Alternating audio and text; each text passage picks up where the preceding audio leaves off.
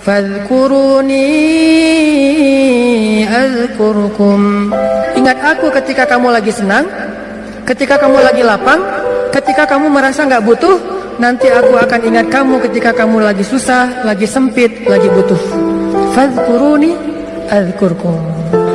Jangan cuma ingat Allah pas kita butuh, sehingga nanti Allah baru akan ingat kita di kebutuhan berikutnya. Karena Allah membalas perbuatan kita, bukan langsung waktu itu. Jadi kalau kita mau ditolong ketika susah, jadilah orang yang selalu mengingat Allah ketika kita senang. Lagi nggak ada masalah nih, tetap ingat Allah. Gimana ingat Allah ketika kita lagi senang? Bersyukur. Ketika dapat nikmat, alhamdulillah, ini nikmat dari Allah. Diingat, Allahnya tuh dimention terus, di tag terus, sehingga ketika nanti kita kekurangan, Allah akan bilang, itu hambaku lagi kekurangan, aku bantu deh. Karena ketika aku kasih dia nikmat, dia ingat aku. Begitu dia punya masalah, aku akan ingat dia. Pada Allah, pasti Allah nggak akan ngecewain kita, nggak mungkin. Allah itu nggak mungkin mengecewakan kita. Allah sendiri kok yang berjanji, wa idza sa'alaka ibadi anni fa inni qarib ujibu da'watad da'. Itu Allah yang bilang, aku tuh dekat. Artinya berharaplah kepadaku gitu. Dan aku akan mengijabah setiap orang yang meminta kepadaku. Jadi Allah sendiri yang berjanji akan menunjukkan keajaiban, mengabulkan permintaan-permintaan yang baik dari hambanya, sehingga tidak perlu kita ragu, Allah gak mungkin ngecewain kita. Begitu kita berdoa yang selaras di hati kita, yakin kepada Allah, Allah akan tunjukkan. Itu rahasia paling gampang untuk hidup bahagia, untuk sukses, untuk dapetin apa yang baik-baik yang kita harapin. Kalau pengen doa kita diijabah oleh Allah, ijabahlah panggilan Allah. Falyastajibu li wal yu'minu bi la'allahum yarshudun. Penuhilah panggilan Allah dan berimanlah kepada Allah supaya kalian mendapat petunjuk. Jadi kalau kita mengijabah panggilan Allah, Allah mengijabah panggilan kita. Begitu Allah bilang, Allahu Akbar, Allahu Akbar, labbaika ya Rabbi, aku penuhi panggilanmu ya Allah. Datang buru-buru, wudu langsung datang ke masjid. Nanti begitu kita bilang, Allah ya Allah, labbaika ya abdi, ada apa wahai hambaku? Allah buru-buru datang kepada kita. Seperti kita buru-buru datang kepada Allah, seperti itu juga Allah buru-buru datang kepada kita. Seperti kita berleha-leha atau menunda-nunda waktu untuk datang kepada Allah, seperti itu juga Allah menunda-nunda waktu untuk datang kepada kita ketika kita panggil. Allah berfirman kepada orang-orang yang banyak dosa seperti kita, yang pernah berzina, yang pernah minum khamar, yang mungkin pernah membunuh, yang pernah makan riba, yang pernah melakukan dosa diam-diam, yang banyak dosa, yang kotor, hina, dina. Allah bilang, ya ibadi, hambaku, gitu. Lembutnya panggilan Allah kepada kita. Allah gak mengenal, wahai manusia, wahai pendosa, wahai orang yang hina. Enggak, Allah bilang, qul ya ibadiyalladzina asrafu ala anfusihim. Bilang kepada hamba-hambaku yang banyak dosa. Tapi Allah gak bilang yang banyak dosa, yang melampaui batas terhadap dirinya. Lembut sekali bahasa Allah. Udah banyak dosa, Allah masih memanggil kita hamba. Bahkan ketika kita melakukan dosa, diam-diam di malam hari, tidak ada yang melihat kecuali Allah, kemudian cuma satu malaikat yang mencatat. Jangan catat dulu, mungkin besok dia akan bertobat. Allah kalau kita buat dosa diam-diam, Allah tutupi aib kita. Gak pernah Allah capek mendengar curhat kita. Lagian kadang-kadang kita yang dicurhatin ke Allah itu masalahnya itu juga belum selesai. Allah gak pernah bilang, belum selesai juga masalah yang kemarin. Gak pernah Allah ngomong gitu.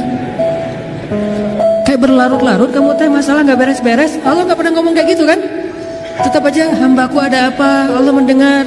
Dan bukan cuma mendengar, Allah yang ngedatangin kita ke langit dunia setiap sepertiga malam. Terus Allah bertanya, hal min dihajah, ada nggak di antara hambaku yang butuh sesuatu? Sini. Hal min taib, adakah di antara hambaku yang pengen taubat? Sini aku terima taubatnya. Hal min mustaghfir, adakah di antara hambaku yang pengen minta ampun? Sini aku ampuni dosanya. Allah datangin kita, Allah nawarin jasa kepada kita, masih kita bilang juga Allah nggak berjasa dalam. Kalau seandainya dosa itu satu titik pulpen, terus setiap kita buat dosa itu jadi tinta sekecil ujung pulpen itu di hati kita, kayaknya bukan hati kita doang yang udah hitam, seluruh tubuh kita juga udah hitam. Bukan cuma tubuh kita, sampai area di sekeliling kita tuh udah hitam saking banyaknya dosa. Soalnya di hati udah nggak ada tempat kosong untuk nitik-nitik kayak gitu. Akhirnya taruh di tangan, jadi tato semuanya, terus di lantai. Saking banyaknya dosa kita. Begitu kita datang kepada Allah, belum beramal soleh, baru mau datang, astagfirullahaladzim, langsung Allah sediakan menu istighfar, taubat dengan menu yang sangat istimewa. Jadi Allah tuh kangen kepada pendosa karena pengen ngampunin dosanya. Kangen kepada orang yang banyak masalah karena pengen ngasih solusi dalam masalahnya. Kangen kepada orang yang udah berbuat amal soleh karena pengen mengangkat derajatnya.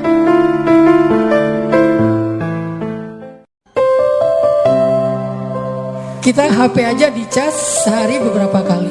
Gimana dengan iman kita yang selalu dikuras, yang kuotanya itu habis setiap hari karena kita nggak sengaja mungkin ngelihat sesuatu yang nggak boleh, ngedengar pembicaraan yang tidak baik, sehingga iman kita tuh ngedropnya lebih cepat daripada handphone kita.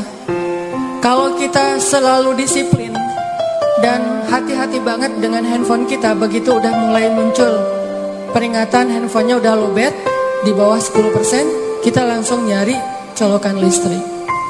Bagaimana dengan iman ketika kita ngerasa lowbat? Colokan listrik iman adanya di dalam majelis-majelis ilmu. Sehingga kalau kita sehari ngerasa iman kita lagi drop, kita harus langsung mencari booster iman.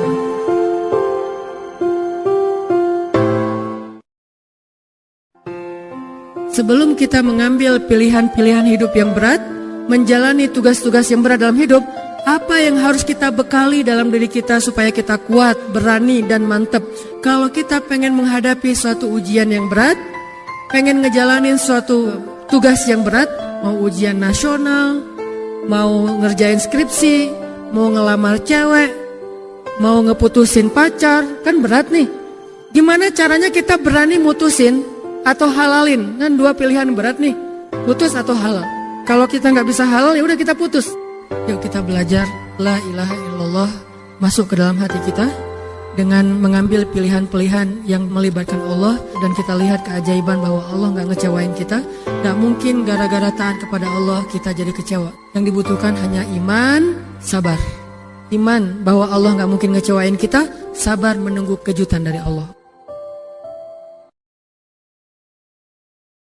Allah kasih kejutan yang paling istimewa, makanya bermunajatlah kepada Allah. Ya Allah, titikan air mata, ngomong sama Allah masalahnya apa. Ya Allah, saya pengen nikah banget, bukan apa-apa ya Allah, saya pengen punya keturunan yang soleh-soleha. Saya pengen sholat berjamaah waktu tahajud. Saya pengen diimami oleh seorang imam yang baik bacaannya, yang soleh. Saya pengen mendidik anak saya berdua dengan pasangan saya. Saya pengen yang baik-baik, sebutin pengennya kita, hajat kita itu apa. Cuman ya Allah, saya kurang modal, ngomong Allah udah gitu.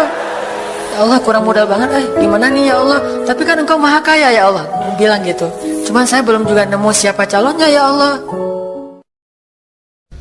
Dan kalau di dunia kita mempersiapkan segala sesuatu, harusnya di akhirat kita juga mempersiapkan segala sesuatu. Bahkan kesusahan di dunia gak ada apa-apanya dibandingkan kesusahan di akhirat. Kita susah di dunia masih punya keluarga, susah di akhirat gak punya siapa-siapa. Siapa yang nolong kita di dalam kubur kalau kita susah di kubur? Siapa yang nolong kita di padang mahsyar kalau kita susah di padang mahsyar? Dan siapa yang nolong kita di neraka kalau kita susah di neraka? Di dunia, begitu kita susah, ada teman, ada keluarga, ada orang tua, ada orang-orang yang mencintai kita. Di akhirat, yauma yafirrul mar'u min akhihi wa ummihi wa abihi wa sahibatihi wa banihi likulli imri'in minhum yauma idzin sya'nun yughni. Pada hari itu semua orang sibuk dengan urusannya sendiri-sendiri.